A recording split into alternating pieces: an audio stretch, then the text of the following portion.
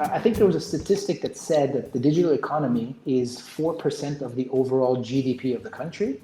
Mm. And that was a few years ago. I think about 4 or 5 years ago. And that's when His Highness, the Prime Minister and the ruler of Dubai, established a ministry called the Ministry of AI, but also Digital Economy.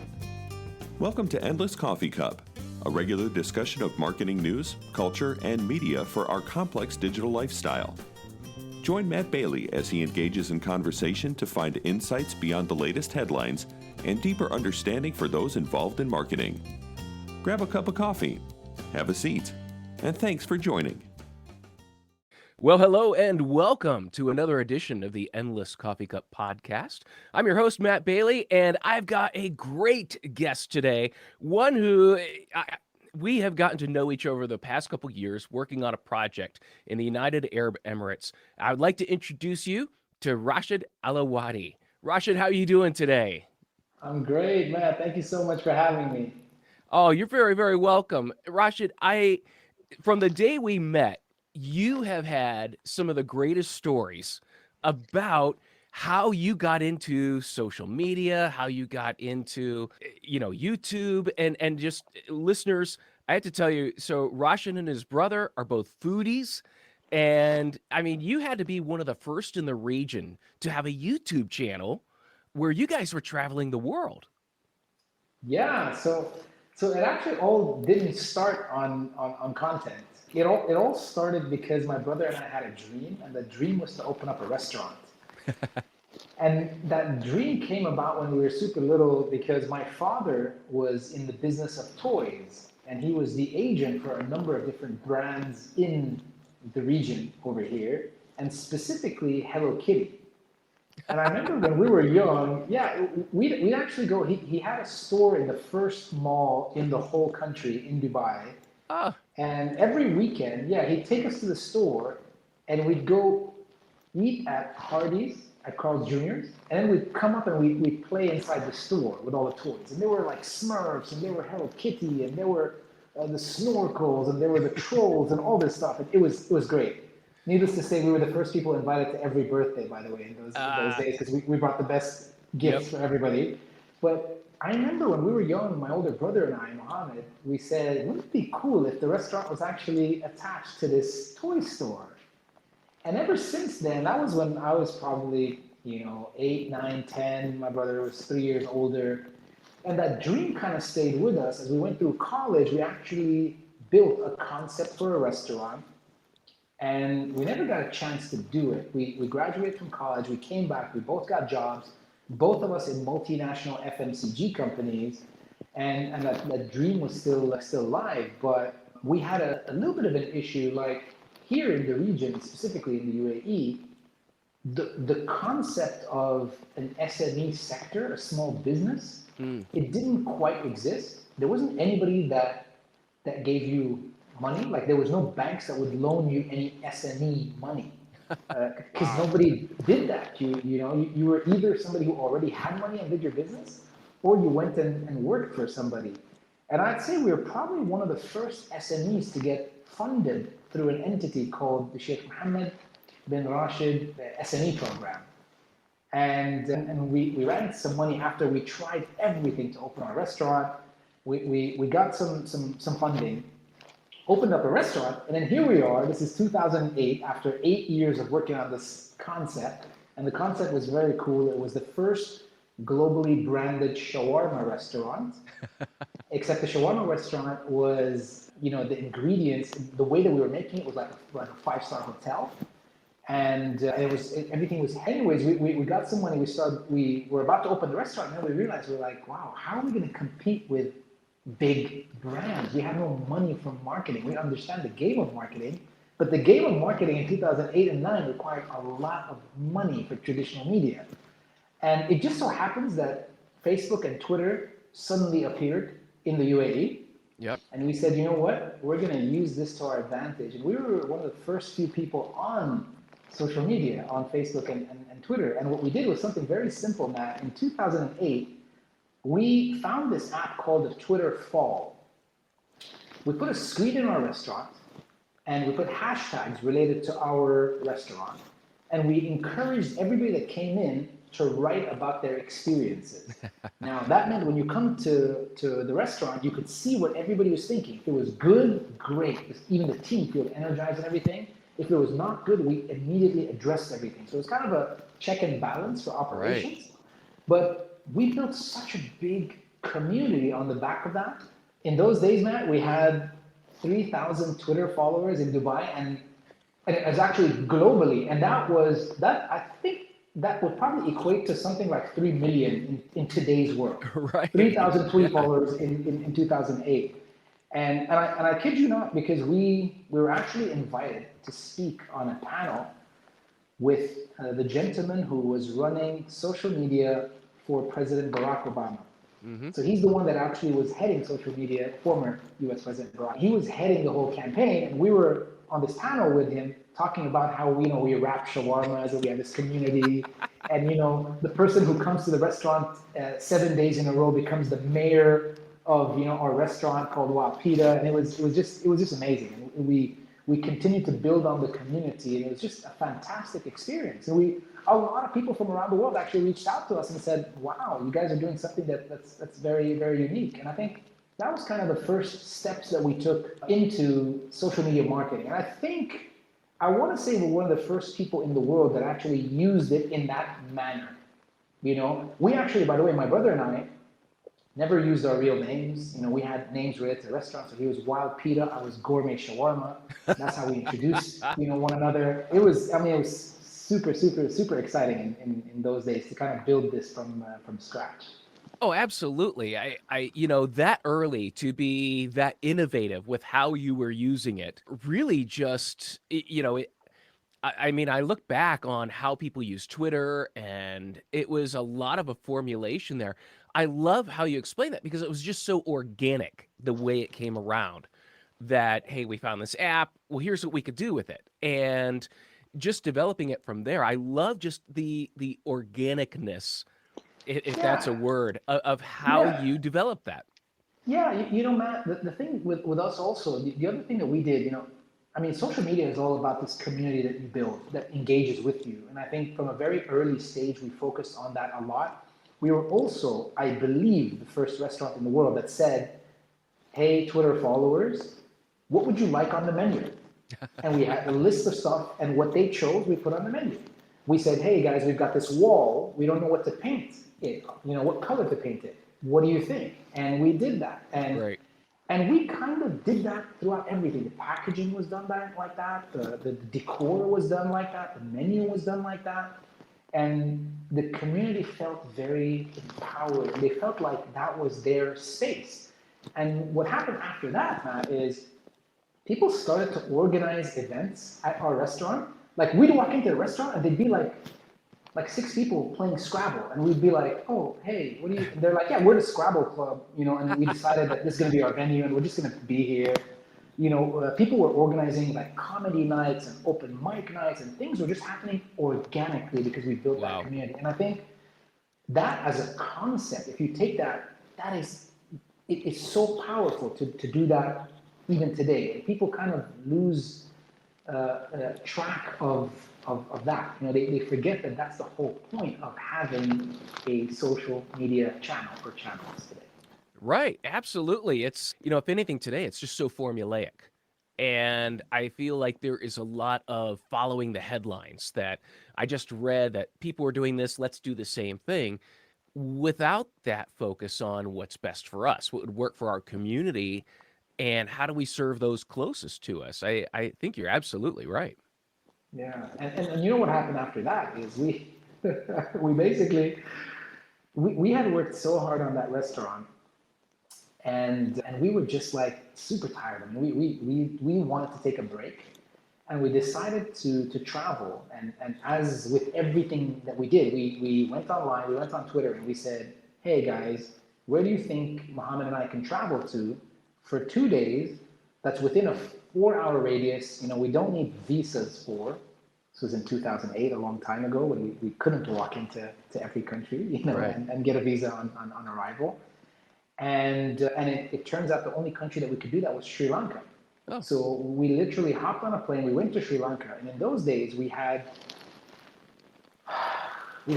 two phones, and when we went there, we just started to take photos of everything and videos of everything and post it on social media. So we were doing this daily kind of vlog style content in 2008. And I know there were people that did that before us, for sure. But we were kind of taking pictures of everything. We were in the taxi and we were talking to the taxi driver. And we were just uploading everything onto our channels. And it was an amazing experience. And when we got back, people said, wow, we absolutely loved that trip. We actually felt like we were on the trip with you guys. We've never had that experience before. And my brother and I then sat and thought, this is actually an idea. There could be an actual travel show about two Emirati guys dressed like this who travel around the world, connect with change makers, and everything they do, so which country they go to, where they stay, what they eat, who they meet, is all a result of Q&As with their community. And we actually took that concept to a company called 2454, and then Google came on board as the first sponsor of the show. Yeah, Robert Kinsel from Google said, I love the concept, I'll give you some money. We had Intercontinental Hotels on board, and then Dubai TV came on board and said, I want to distribute this. And we ended up doing a 2-year travel show. We traveled through 24 countries, and it was brilliant. And Matt, when we did that, we had the concept in 2009. We actually started shooting season 1 in 2012, 2012. And in 2012, the concept was have this hashtag on screen. If you're listening to music, write on screen what that music is. We took tweets and we put them on screen. And I dare say, if we look back at 2012, if anybody was doing that at that time, which today is customary, right? You watch any show and you're like, there's a hashtag, there's, whatever. We had a QR code on screen. And could you imagine people in 2012 saying, what are you guys doing? Why do you have all this stuff on screen? yeah. And it was because we were trying to always engage our audiences. We always were aware that people are consuming content on multiple devices, and we were trying to move people back and forth from their phones to TV, and we were just trying to engage on different levels. If you like this music, by the way, we have a playlist which you can go to. This place that we're going to is actually on Foursquare, and you can check it out. So we were just innovating as much as we could with content. And I remember also telling the network that we're, the crew is, the camera guys, the videographers, and we said we're taking a videographer with us on travel. And they said, why? Because we said, well, we're gonna do live content on social media. They said, wow, okay, are you sure? And we said, yes. And we actually had a social media manager in 2012 as part of the crew. Once again, something very unique in those days. No shows did that. But once again, it was all about the community, Matt. Everything goes back to what do you do? It's not just about producing that content. It's about producing content that creates conversation and engagement and a continued conversation. And that was always the goal with us.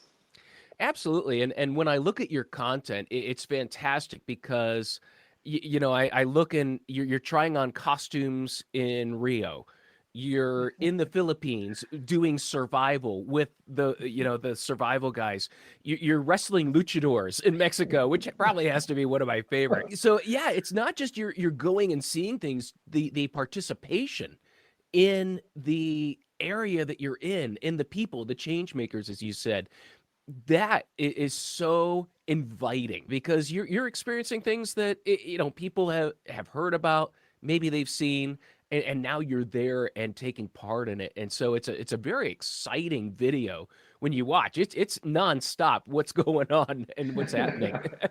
It was an amazing experience. I mean, I think there was a few other goals for us, Matt. I mean, one of them was, when we were scrolling through, TV channels around the world, we would consistently see people dressed like this in the Kendora in a negative way when we looked at global Yes. news and media, and we thought, you know what, you've probably seen people dressed like this on screen, but have you seen people in real life dressed like that? And that was kind of the reason why we dressed in that manner. And I'll tell you this, every guest that we met, we'd had some conversations with them, but never with video on. Mm-hmm. And when we got there, we'd actually roll the video and meet them for the first time with us being dressed like this. Yes. So imagine us being in a little town in Chile, and meeting people for the first time dressed like this. And, obviously, like, apprehensiveness the first time they meet us, and just like shyness and quietness. But as soon as we start talking, and as soon as we start talking about the things that we love, that we share, everybody was like, wow, we've never met somebody dressed like that before, but we never imagined that you guys have the same interests in terms of music and food and art and culture and things like that. So I think that was very important for us to kind of change that stereotype a little bit. Naturally, we're from the UAE, but this was the easiest way to represent overall Arabs, because when you look at somebody like this, straight away you're Arab. So that was a big goal for us as well, Matt. Well, you were truly ambassadors. Ambassadors, as you said, not just for the UAE, but for the Arab region, to go represent. And it's funny because this hits on the theme of a number of shows we've done on just multiculturalism or communication. Is once you get to know someone in a different culture, and once you start to share a meal, a conversation, immediately those barriers just start to go down. It's hard to apply a stereotype when you're getting to know someone. And you and your brother were truly ambassadors, breaking down those barriers. And that's one of the things I think that makes those videos so fun to watch. Yeah. We always call ourselves the global Bedouins. And it's on the premise, and there's a Bedouin proverb that says, when you break bread with somebody, that person is no longer your enemy. They're your friend. And we certainly felt that. I mean, we traveled to 24 countries like this. I've been to a further 30 countries just like this. And I tell you, I never felt anything but love from everybody. Wow. Generally, people are curious. They're looking and they're watching and they're like, what is that? And they want to ask you, like, what is that, on your head, and why? But generally, everybody was super courteous. And we were even in the US actually after the Boston bombing. And, we were in Austin, Texas, a fantastic city, one of my favorite cities in the US. And everybody was super amazing. I mean, we never, honestly, I never had an issue. And I would say, but, we've been to Argentina, we've been to Chile, Costa Rica, the US, Italy, South Africa, you name it, no issues. Japan, Korea, Thailand, Australia. Never one time were we ridiculed. Never one time were we belittled. Not at all. And it's amazing. There's a lot of goodness in the world, Matt. That is amazing. And yeah, happy that you found that, and happy that it comes across in the videos. And that's just such a great message, such amazing stuff that what you've brought together there. And I can't help but think now, I as I was telling you before we started the interview here, I'm watching you while you're at the expo in Dubai. And like I said, I was there for about 6 hours. I ate at the African pavilion and had, I couldn't eat enough. I I knew this was like my only night there, and so I'm watching you there. I'm like, I wish you'd have made these videos before I went, so I could know exactly where to go. How does this tie into the expo in Dubai? I mean, what an exciting place! It's my God. I've probably been there over 15 times now. We just shot the new global campaign for Expo, which is, I mean, phenomenal. And my God, it's such a great feeling while you're there. I keep saying 192 countries. So if we consider, a lot of people consider 197 being every country in the world. You've got 192 here. I know that it takes most people 7 to 10 years to be able to hit all 197 countries. I've seen people do that. Imagine that you can actually do all of that right here in one place. Okay, so that's number one. That's amazing. More than that, imagine you are walking into a different culture, and you can walk into 10 or 20 different cultures every single day. Mm. How amazing is that? The opportunity for you to see what people wear, what people eat, how people speak, how they are. It's just unbelievable. And whoever doesn't take advantage of that opportunity is really, really missing out. And I love how they packaged it in a way. I know a lot of people think that Expo is an entertainment destination. I know that a lot of people, before they go there, they say, is this like Disneyland? Am I going to go on rides?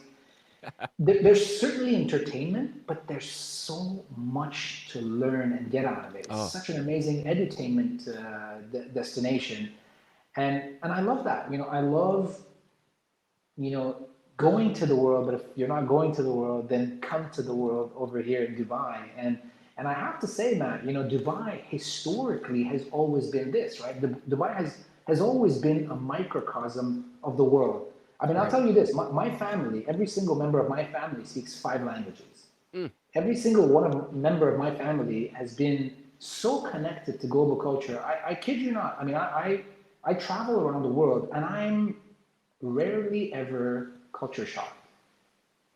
Right. And I guess, I mean, my family's done a lot of travel, so my father and grandfather, but generally, this is a city and a country where you potentially will bump into 6, 7 different people from 6, 7 different countries and 6, 7 different cultures. And I tell you, the 5 languages I speak, I use 4 of them almost every single day. Yeah, that's something that struck me when I was there is just how international the city is. And you'll meet people everywhere from every culture. It's just absolutely amazing to be in that much of a, to use the American term, a melting pot.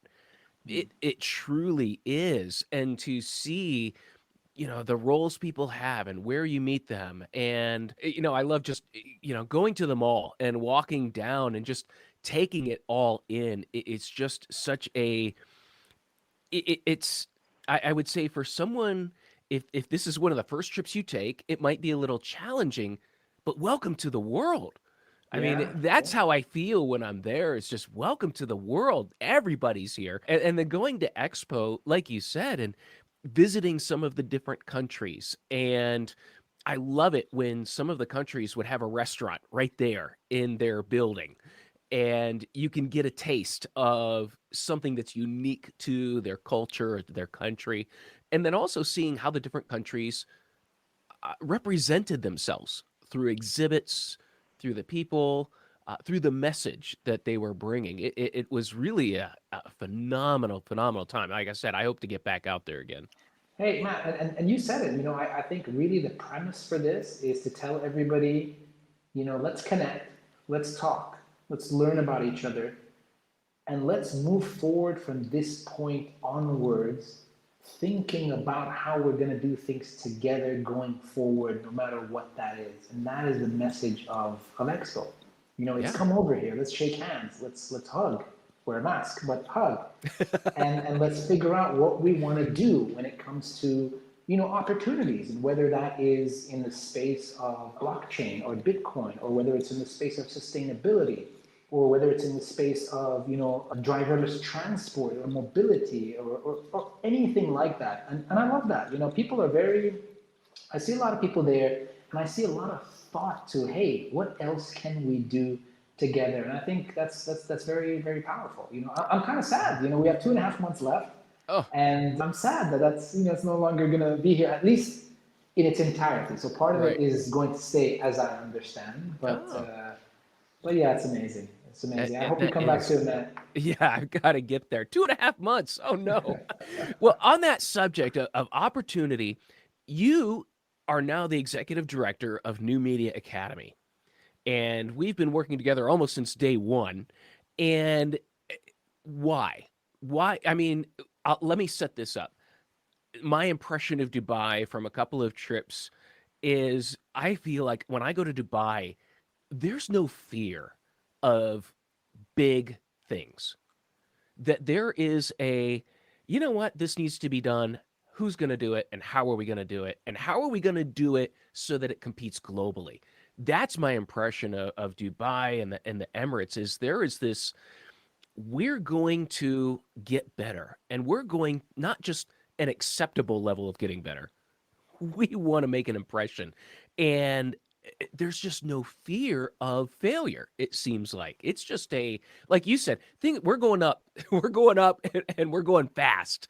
So how does that roll into the creation of New Media Academy? And obviously, I think they tapped you because you've got that background in social media and how powerful it can be.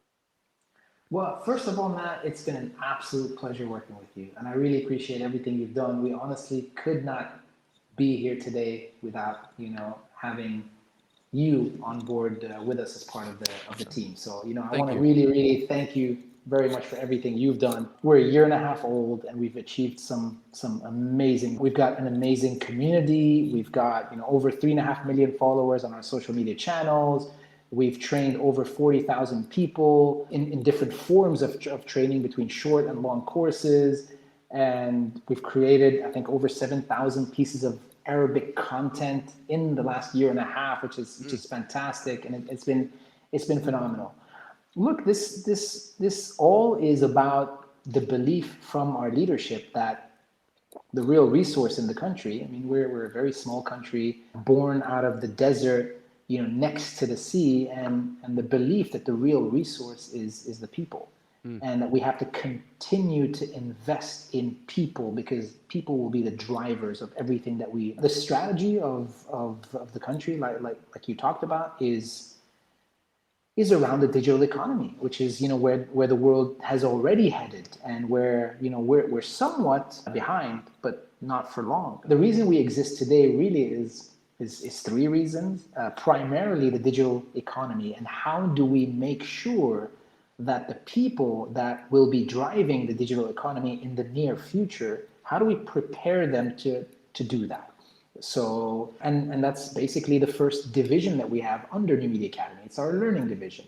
And this is where we look at really reskilling and upskilling the current workforce. But also, as you know, we're in constant thought about how do we prepare future generations to be ready to go when they leave high school or when they leave university, so that they come into the workforce and they are ready to power the digital economy. So that's a lot of what we do. And there's a lot of work to be done. I think there was a statistic that said that the digital economy is 4% of the overall GDP of the country. And that was a few years ago. I think about 4 or 5 years ago. And that's when His Highness, the Prime Minister and the ruler of Dubai, established a ministry called the Ministry of AI, but also Digital Economy, the Ministry of AI and Digital Economy, to power the digital economy. And at the core of that, technology around AI and things like that, with the goal of doubling the representation of the digital economy in the GDP over the next, 5 to 10 years. Now, naturally, when you're doubling that, you require a huge amount of skill sets. And so that's one of the things that we do. The second thing that we do is, unlike the rest of the world, influencer marketing is stagnant in the Arab world. And lots of reasons behind that. I believe there was a time when there were some content creators who became influential as a result of platforms kind of, incubating them within their platforms. I don't think, we diversified their revenue well enough.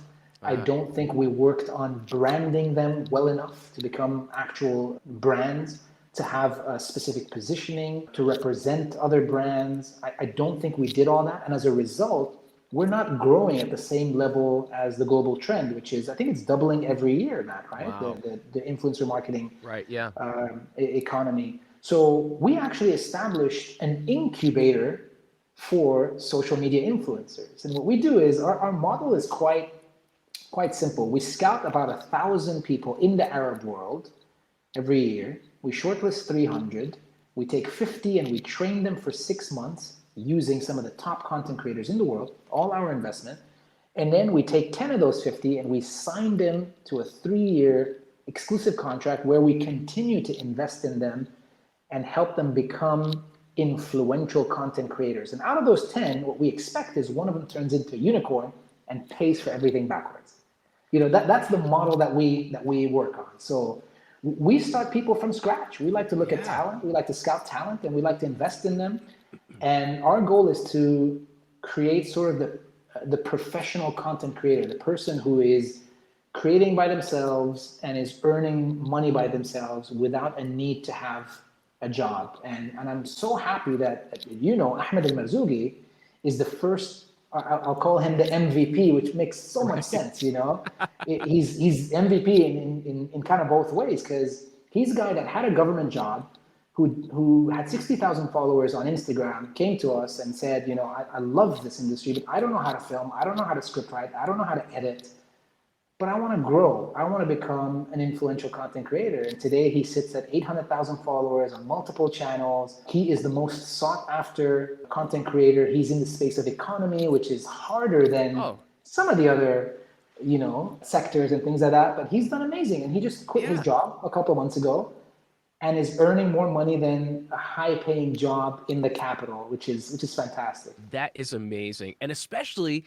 his content is the economy, is economic issues. And I find that so fascinating because so many times people think influencers and they think fitness or what, Fashion or fashion beauty or travel, whatever. Yeah. But no, it's the economy. I Yeah. love that. And so I'm fascinated watching, some of his videos, but also knowing some of the creators that have come out and how exciting it is when, I've had a hand in doing some of the training, and now I see like Metha, who in our first class, she wouldn't even turn her camera on to talk.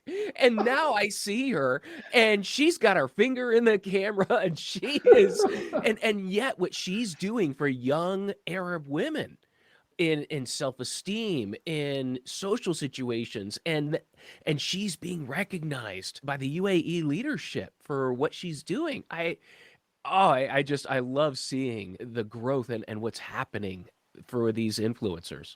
And Metha is just phenomenal. Metha, was sitting at 3,000 followers. She's now at 300,000 followers. And we just did some numbers for her, by the way, which I'll share with you, Matt. So she was actually working for a government company as well. And she left that job the first day she came to your training program. And today, a couple of days ago, we sat with her and we did a review of all her KPIs and everything. And she's actually earned double the amount that she was earning when she was working for that government entity. Wow. She was in shock. She's like, that's how much I've made? And I said, yes. And that's just the beginning. That's just like a year worth of your work. And she is phenomenal. She's a superstar.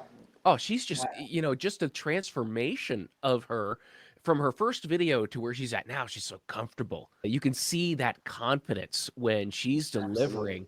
Absolutely. And that's the training. I have loved, what you're doing as far as we've got this group of people we're starting with, but we're going to train this amount and we're going to try and find here. I mean, you're teaching people how to shoot video, how to edit video, how, really preparing them that even if they don't make the cut to the next level, they have skills and knowledge and the ability to continue on their own even. Absolutely, Matt. Both of those guys, so both Metha and Ahmed, now have studios in their houses. So they have a full setup. They both shoot their own videos. They both edit their own videos. They both do their own sound design and their color grade and everything like that. So they've learned every skill necessary. And I think, the biggest thing with them is they've got the will. They want to make it. They want to be great content creators. And that's, that's the best part of it. You find people like that, it's not difficult to make happen. And it's very important for us, I always talk about, you said it, there's influencers in the space of fashion and beauty and sports, and that's amazing. In the Arab world, and this is something that we're trying to do, right? We're encouraging people to become influential in areas or sectors where there is no influence. So today, I'll give you a simple example. The UAE is investing heavily in climate change, heavily. And we do not have one person in the Arab world who is influential in the space of climate change. Similarly in space, with the space program and the Mars program and now the Jupiter program that we have, we don't have an influential content creator in the space of space. We don't have that. Similarly with sustainability, with law, with real estate, all of these sectors which are a big part of our GDP. There's nobody to actually talk about all of this. And again, that's one of the other drivers for why we're doing what we're doing. I'm super happy because our second cohort right now, we've got a lawyer, we've got somebody in sustainability, we've got somebody in culture, we've got somebody in current affairs, we've got somebody in politics. I mean, really, really good. These are people who we want to encourage, and these are people who we want to help to stand on their own and to create great content which we could all engage with and learn from. And I think that's the core. I mean, I love entertainment content and the Arab world, and that's the third thing that we do, right? There's very little Arabic content online. It's about 1%, I think people say, of content online, where the consumption is actually 6% online. So huge demand for Arabic content. But when you break down that 1%, so much of it is entertainment, pure entertainment, which is great. But we need a lot more content that is valuable. We need content around literature. We need content around history. We need content around geography. We need content around sustainability. A lot of that in Arabic. And I think that's the other thing that we're very passionate about, and what we want to help to do in the region. I love that. I love that emphasis. Like you said, it's investing in people. And it will be people that have those specialties. And I'm sure that they exist and they need now that confidence boost that people want to hear this content, or people want to hear my content. And so I think that's fantastic. As a regular listener of the Endless Coffee Cup, you know that I am passionate about learning and teaching others. With that, I've launched my own education portal for marketing professionals. It's at learn.sitelogic.com. I'm creating and launching a series of courses on analytics. First course is how to create an analytics strategy that aligns to your business objectives. The second course is 6 analytics skills that turn data into insights. The third course, launching in just a few weeks, is how to eliminate data overload and improve your presentations. This final course teaches you how to speak the language of the C-suite in your presentations, making you more persuasive, powerful, and effective in your marketing role. You'll also find short topics on data, Google algorithms, and local SEO. And finally, the centerpiece is the OMCA certification course. This is a 40-hour coached course that provides you with a solid digital marketing foundation. At the successful conclusion of this course, you are eligible to sit for the OMCA exam, and you'll receive a free voucher for the exam, a $225 value that is included with your course enrollment. I'm an advocate of the OMCA certification, as OMCA certified marketers make 16 to 25% more than their non-certified coworkers. The OMCA is proof of your skills and knowledge in this industry. Go to learn.sitelogic.com right now to accelerate your marketing career.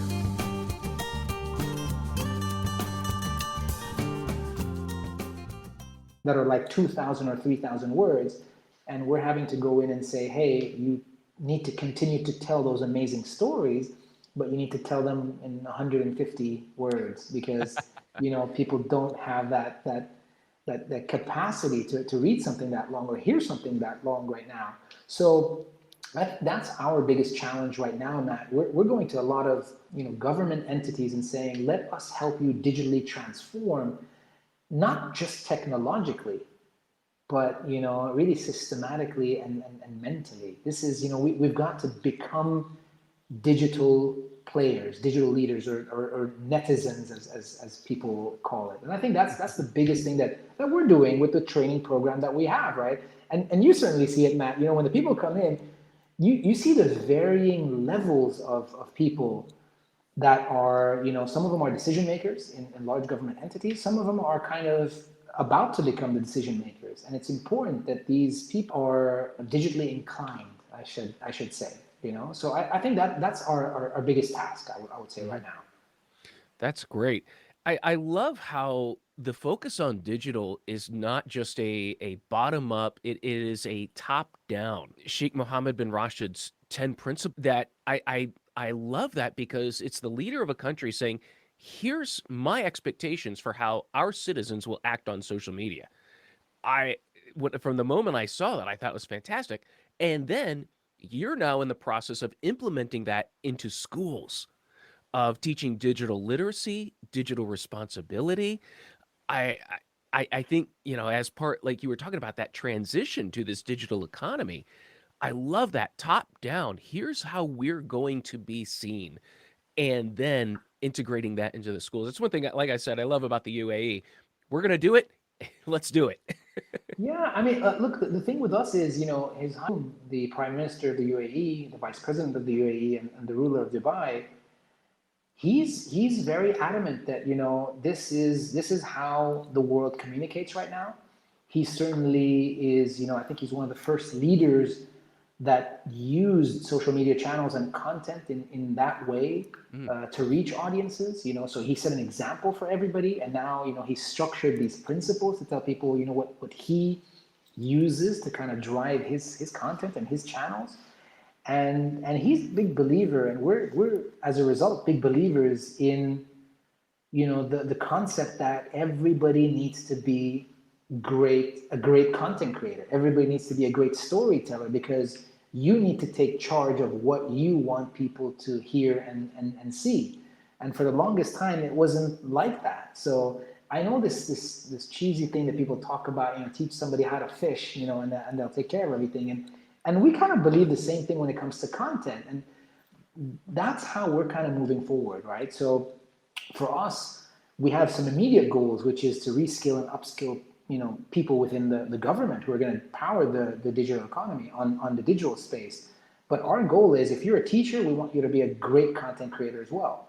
If you're an engineer, we want you to be a great content creator as well. And it's agnostic to what you're doing. We just want to create people who are able to understand this digital communication in a way where they can really engage with that community that we talked about earlier, right? And be a part of that community. So we're very lucky, that it comes top down, and it's encouraged every single day. Hey, become better online. mm. Good practices, good skills, good engagement. Patience, awareness.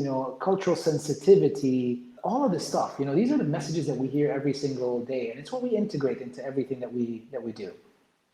That is fantastic. I love to see that, and being a part of it, and watching it every day is just such a I can't believe I get to play a part in this, just a small part, because it's just amazing to see. Amazing to Huge see. part, Matt. Huge part. You play a huge part in it. Honestly, like we love everything that you bring, to the team. We love it.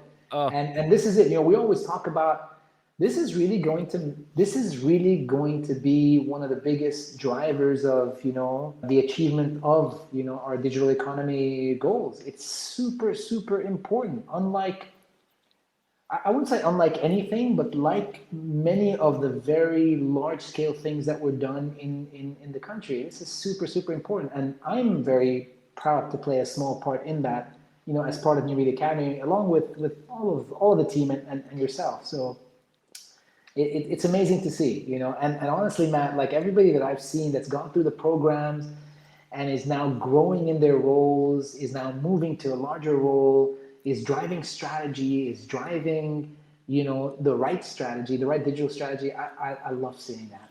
It's hmm. fantastic. It's really amazing. So where's this going? Where do you see in 5 years the impact of New Media Academy, as well as the impact in the Arab world of New Media Academy, and this growing understanding of how to use digital communication?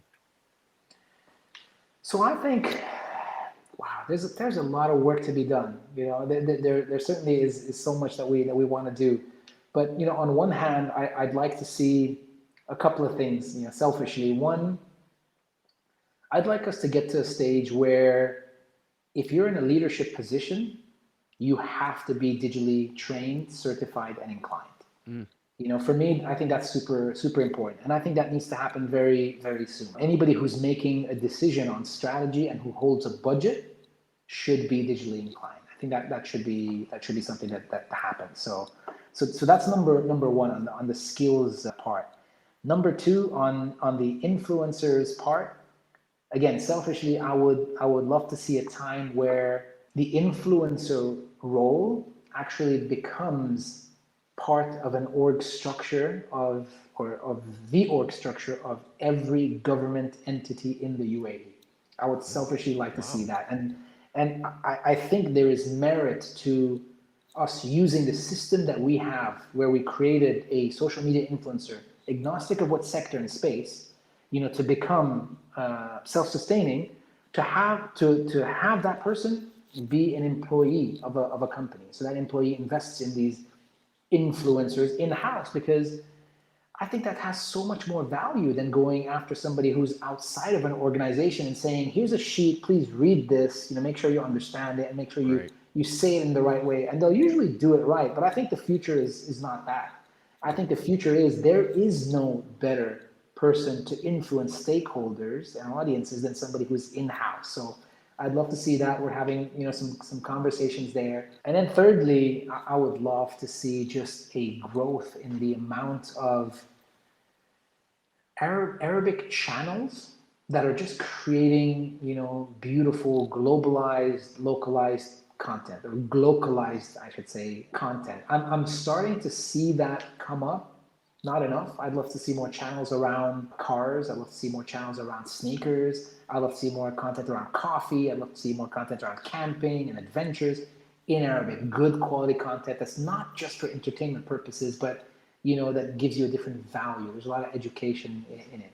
I selfishly want to do that. And I guess the other big thing for me, it's a project that we've spoken about, Matt, you and I. It's going into the schools and starting to digitally train people, or kids, from when they're 13 years old to when they're 18, so that they understand and are more of a full stack digital professional when they're Hmm. 18. So, and they understand the concepts, at least, of strategy, creation, distribution, engagement, analytics, so that when they're 18 and they're ready to go into what comes next, which, again, a personal dream of mine is to have something which is a different version of a college degree when it comes to digital, something of a Right. shorter magnitude, that's more of a shorter time span, that's more practical. I'd love for that to happen, so that we get people into the workforce to power the digital economy at age 20, and they are superstar digital professionals. I mean, that would be I would love to one day see that. When we look at how education was developed, and now we're in this digital world, if we're if we are putting out 18 to 20-year-olds with that kind of knowledge, they're going to be competing on a global scale at an earlier age, because right now there's people coming out of university with marketing, with communications, and yet don't understand the full stack digital, much less analytics and some of these other things. So I love that vision, because I do think kids younger and younger, we have a responsibility to teach them digital literacy, to understand also, how to deal with cyberbullying, how to encounter these things. This is equipping them for adulthood, for jobs, for those types of things. And the longer we go neglecting that type of education, we're just doing them a disservice, because we're giving them a powerful technology and putting it in their hands. And I was reading the other day, how many people under the age of 15 have iPhones? And we're giving it to them with no education of how to use this tool. And here's the potential for the tool, for good and bad. If we don't teach them that, we're being completely irresponsible. Agreed. And I think, really educating everybody that, you know there's a conversations around why you actually create content, and today a lot of that is about reach. There's this thing about, hey, everything is that number. It's about who you reach, how many people you reach, how many people like. And I think, we need to start re-educating people and telling them it's all about the quality of engagement. We're transforming people's goals into that. And I think that's very important. If we do that from a younger age and get them prepared for when they join the workforce, I think, things should be a lot more efficient for everybody. So yeah, big goals. I would love to see all that happen. Let's see how much of that. Well, at least we'll maybe lay some of the stones for that to, or the bricks, like some of these bricks for that to happen over the long term. But so much has to happen around us for that to actually come to fruition. But we will certainly play our part, where we can. Yep. I love how you said that. It's just getting beyond those vanity metrics and getting into, have you changed lives? Have you truly influenced someone or something? And I think, yeah, too many times we allow those vanity metrics to take over, and we think about mass reach rather than what have we done to make this better, to make the world a better place, to help somebody. It may be harder to measure, but wow, it's so much more of I would say, an important metric rather than the big numbers. That's one thing I said as my first lesson of analytics is big numbers lie. So it's the little numbers that tell the story. Hey, Rashid, I want to circle back and I want to ask you, what are the top 3 meals you have eaten or the top 3 foods? Because I want to end this. You are a foodie and I love watching where you are, what you're eating. And every time I'm out there, you're taking me to a new place. And dear listener, it's an experience to go out and eat with Rashid because the whole way there, we'll probably drive for about 30 minutes and it's a buildup. It's a buildup of how he found this place and how many times he's eaten there and what he's had. And it's from this part of the world and this region. And so you're going to find this. And so it's a complete buildup. And we get there and I've never been disappointed. Let me put it that way. So that's mealtime with Rashid, which I absolutely love. So I got to ask you, off the top of your head, what are probably the top 3 dishes you've had in your life? Top 3 dishes. Woo, that is all right. I'll tell you. I think the one dish that I just absolutely, I think I cannot live without, and it's the one dish that for some reason I could eat almost every single day, and I crave almost every other day, is the shawarma. A great shawarma. And I can tell you, I've had a shawarma in Jordan, and it's a place called Reem. And these guys make the traditional old shawarma, super small. It's literally a 7x10 shop that has like 3 50 kg skewers of just beef, and they say it's buffalo meat. Wow. I understand. And so they do a buffalo meat shawarma. But my God, I got to that shop and I ordered 3 because I knew they were small. And the guy looked at me and he said, "Is that all?" And I said, "Yeah. Do you normally order more?" He's like, he did that. And I was like, I ate that 3 and then I was like, oh my God, can I have another 7? And I actually ate 10 shawarmas. It was amazing. It's not a packed, it's predominantly that bread and that meat that is just unbelievable. And I had 10 of them, man. I know they're 4 inches, long, but oh my God, that's one of the dishes that's super memorable for me in the world. So that's definitely That's cool. Wow. number 1 on the spot. That's one of my favorite. That's one of my favorite things. I'll tell you what. I'm a huge fan of Thai food, and at Expo there's a restaurant called Long Chin, which is the first Michelin-starred Thai restaurant outside of. Wow. And they now have this place here at Expo, and they have an oxtail soup, which I swear to God is one of the greatest things I've ever eaten in my life. Wow. I mean, that thing is put in front of you and it's got like deep fried shallots all on top of it. It's got fresh chili flakes on top of it. The soup is just so aromatic. It's got coriander and oh my God, honestly, like it's one of the best things I've ever eaten. The last thing, and I wonder if I've actually taken you to this restaurant, and if I haven't, that's next on the list for when you're here, is something called the regag. Have you had that, the regag? And it's the thin, crispy pancake that they take the dough, they drop it onto the hot plate, he like spreads it all over, and then he adds an egg on top of it, he adds cream cheese, and then the anchovy sauce on top of it. What? Okay, Makes no. it into I a have not had triangle. that. No? No. Ooh, one of the greatest things you'll ever eat, and that's next on the list for when you're here. Again, that is one of those things that I could eat all the time. So what is that called again? it's called the regag, and the regag bread, and they call it regag because it comes from the word raqiq, which means thin, and it's a super thin, crispy pancake. Even when they fold it, you could hear the crisp up, turns into a triangle. Oh, it's yummy, fantastic. So one thing from the UAE, one thing from Thailand, and one thing from the Levant. Those are my favorite things. Great.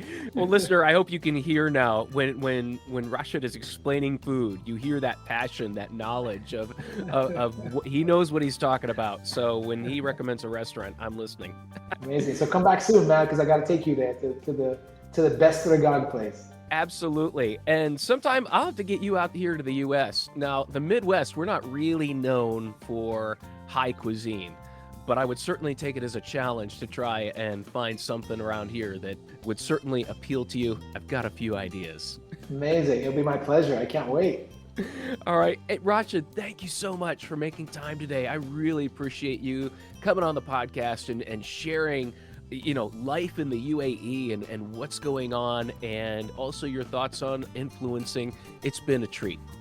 Thank you so much for having me. It's an absolute pleasure, Matt. All right. Thank you, listener, for listening in on another edition of the Endless Coffee Cup, and I hope to see you again on a future episode. This podcast is heard along the Marketing Podcast Network. For more great marketing podcasts, visit marketingpodcasts.net.